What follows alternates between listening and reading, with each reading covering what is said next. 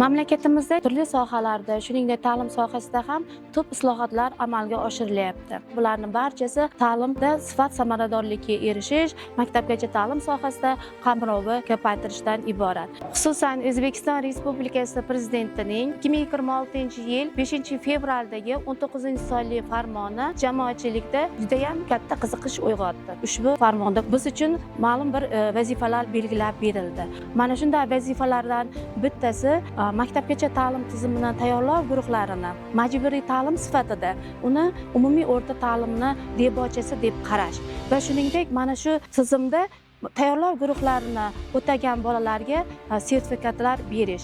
Bu ularni shahodatnomalarida qayd etilishi. Buni biz jamoamiz ham ta'lim sohasidagi hamma pedagoglar xursandchilik bilan qabul qilib oldik. Shuningdek, pedagog kadrlarni aynan shu tayyorlov guruhlarida bakalavr darajasidagi pedagoglar yoki bo'lmasam maktabgacha ta'lim yo'nalishidagi 4-bosqichda o'qiyotgan talabalarni ta'lim tarbiya jarayonini olib borishini ushbu farmonda ko'rsatib o'tildi.